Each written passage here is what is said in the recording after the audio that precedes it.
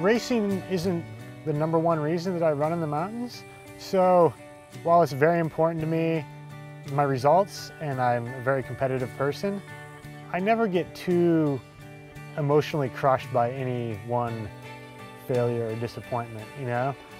Certainly it was disappointing to not finish the race last year, but I felt like I gave it my best effort with the conditions I was handed, and so I guess I just had the conviction that I wanted to come back and try again. One of the main reasons I do this sport, or that I enjoy running in the mountains, is that very primal place that it takes you. It completely strips away all like civilization, basically. It's just, everything is distilled down to just you and some water and maybe some calories and just moving forward.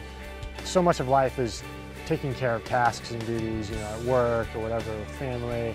And here it's just very simple, but very meaningful at the same time. One of the reasons I do these events is because they're very difficult. It's a big challenge, physically, mentally, and emotionally. So if you get to a point where that challenge delivers, you know, where you meet that challenge and then you just drop, that kind of defeats the purpose of even starting in the first place. You know, it's the whole point is that you want to challenge yourself and test yourself and overcome the adversity. And I mean, anytime I line up in an ultra marathon in the mountains, my expectation is to win the race.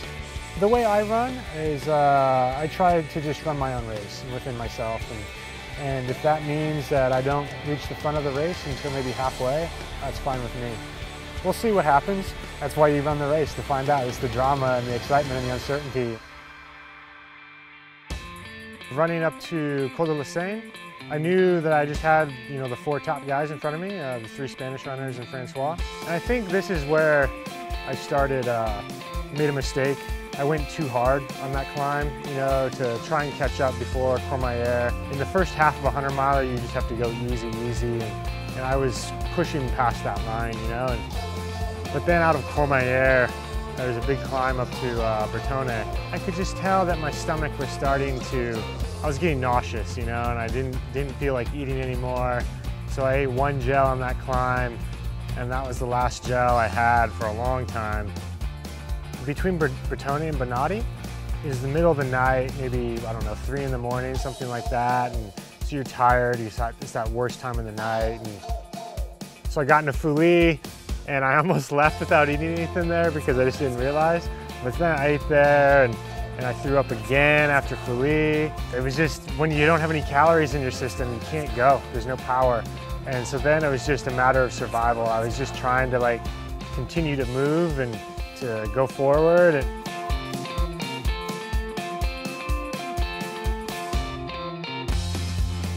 And at this point I was very determined to finish, and I got some food and I felt a lot better.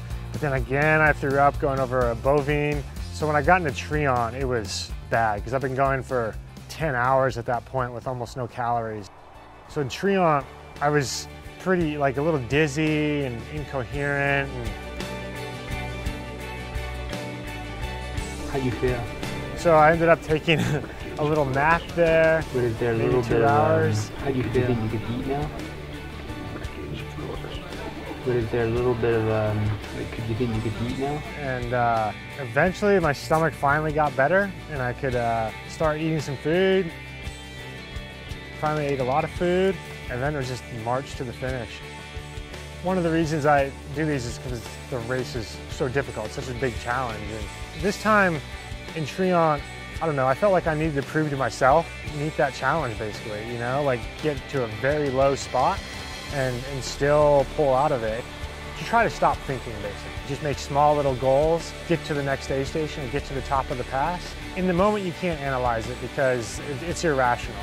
There's no utility to it. It's this sort of senseless act, you know? You just decide that you're gonna do it, and then you turn your brain off and you just execute. And I thought maybe, you know, I'd have like a group of friends at the finish or something. And I get in the town and I felt like I've never had that kind of reception for when I won a race, you know? Let alone finish 6 hours behind the winner.